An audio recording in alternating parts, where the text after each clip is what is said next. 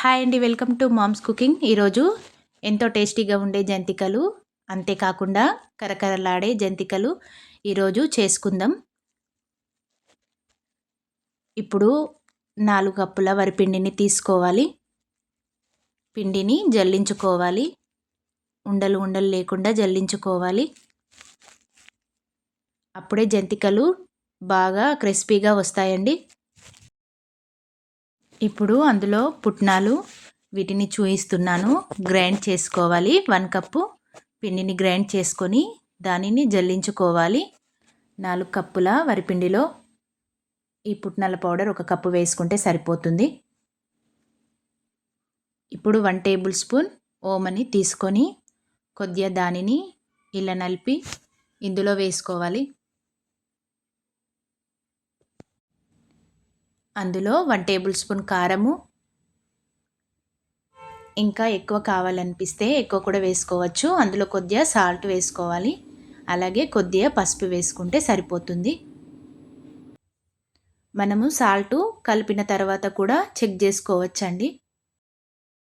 అందులో 3 స్పూన్ల దాకా ఆయిల్ని గరం చేసుకొని ఇందులో వేసుకోవాలి.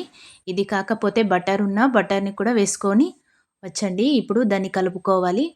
ఇప్పుడు కొద్దిగా ఉప్పు తక్కువ అనిపిస్తే మీరు వేసుకోవచ్చండి.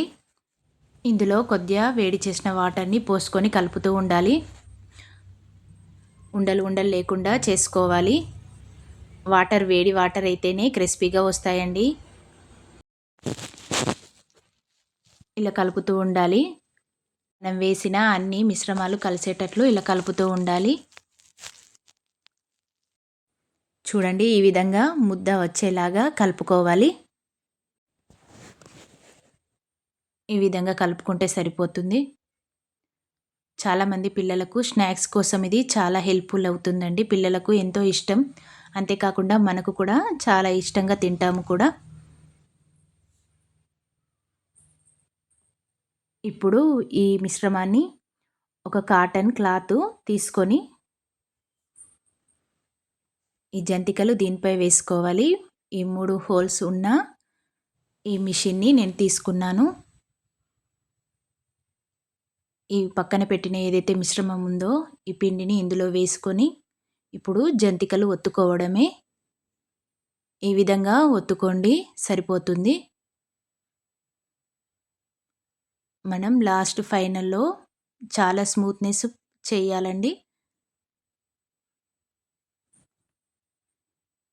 ఈ విధంగా జంతికలు వేసుకుంటే సరిపోతుంది.